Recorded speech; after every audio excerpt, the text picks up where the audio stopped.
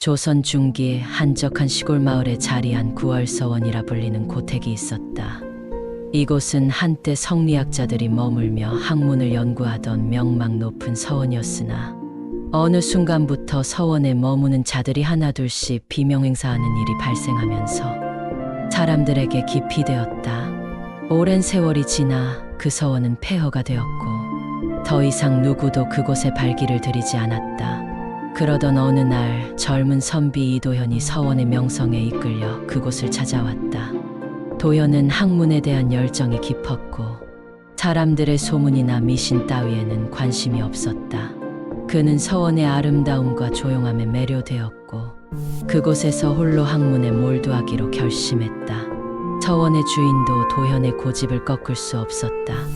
마을 사람들은 이 서원에 얽힌 기이한 이야기를 하며 그를 말렸지만 그는 단호했다. 유학자는 두려움에 사로잡히지 않소.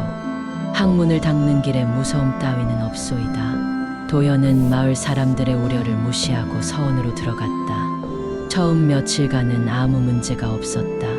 도현은 조용한 서원에서 혼자 학문에 몰두하며 평온한 시간을 보냈다.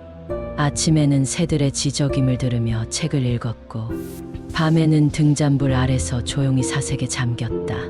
그러나 서원에서의 밤이 깊어지자 서서히 기이한 일들이 벌어지기 시작했다. 그날도 어김없이 도현은 서원의 안채에 들어와 잠을 청하려 했다. 늦은 밤 책을 내려놓고 잠자리에 들려던 찰나 어딘가에서 미묘한 소리가 들리기 시작했다. 처음에는 나무가 삐걱거리는 소리인 줄 알았다. 오래된 서원이니 그런 소리가 나는 것이 당연하다 여겼다. 그러나 그 소리는 점차 가까워졌고 마치 누군가가 서원의 마루를 걸어 다니는 듯한 발소리로 변해갔다. 누구시오? 도현은 조용히 묻고 방문을 열어보았다. 그러나 서원의 마당은 텅 비어 있었다. 다시 잠자리에 들려 했으나 이번에는 창밖에서 희미한 여성의 울음소리가 들려왔다. 가슴 속에 소름이 돋았지만 도현은 의연하게 등잔불을 들고 창문을 열어보았다. 창밖에는 휘영청 밝은 달이 떠 있었을 뿐 아무것도 없었다. 그러나 그 순간 뒤에서 바람 한 줄기가 지나가며 서늘한 기운이 느껴졌다. 도현은 뒤를 돌아보았다. 등불이 흔들리며 벽에 그림자를 드리웠는데 그 그림자 속에서 서서히 무언가의 형체가 나타나기 시작했다. 도현은 고개를 돌려 그림자를 보았고 그 순간 온몸이 얼어붙었다. 그것은 기이하게 길게 늘어진 여인의 형체였다.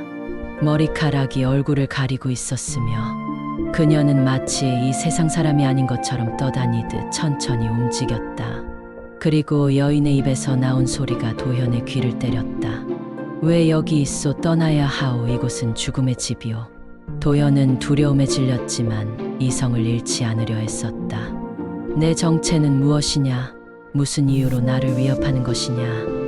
그러나 그 여인은 대답하지 않았다. 그녀는 서서히 사라지며 공기 속으로 스며들듯이 사라졌고 방 안은 다시 고요해졌다. 도현은 그 순간 깊은 불안감에 휩싸였다. 마을 사람들의 이야기가 떠올랐다. 이 서원에 머물다 죽은 사람들, 그리고 이곳에서 발생한 비극적인 사건들. 다음 날 아침 도현은 마을로 내려가 서원의 주인에게 전날 밤 있었던 일을 털어놓았다. 주인은 한숨을 내쉬며 비밀스러운 이야기를 들려주었다. 오래전 그 서원의 주인이었던 한 가문이 살고 있었다. 그 가문의 딸은 아름다웠으나 그녀는 연못가에서 의문의 죽음을 당했다. 그 뒤로 그 서원에서는 가문의 저주가 시작되었고 서원에 머물던 사람들은 하나둘씩 죽어갔다. 가문의 원한이 서원에 깃들어 있다는 것이 마을 사람들의 믿음이었다. 도현은 그 말을 듣고도 떠날 생각이 없었다. 오히려 그 저주를 풀 수 있을 거라 믿었다. 그는 가문의 딸이 죽은 연못가로 가보기로 결심했다. 저녁 무렵 그는 등불을 들고 연못가로 향했다. 그곳에는 오랜 세월 동안 잊혀진 채 방치된 연못이 있었다. 물은 썩어 들어가고 있었고 연못 가장자리에는 죽은 나뭇가지들이 엉켜 있었다. 연못가에 도착한 순간 갑작스럽게 차가운 바람이 불어와 도현의 등을 훑고 지나갔다. 그는 그 순간 무언가를 보았다. 연못 위로 떠오르는 희미한 형체. 그것은 분명히 사람이었다. 연못 속에서 서서히 떠오르는 여인의 모습이었다.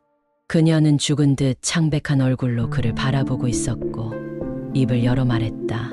내 죽음은 억울하오. 나를 살려주시오. 도연은 온몸이 굳은 채 그 자리에 얼어붙었다. 연못 속에서 떠오른 여인은 자신의 손을 도연에게 뻗으며 절박하게 도움을 청하고 있었다. 그러나 도연은 그 손을 잡을 수 없었다.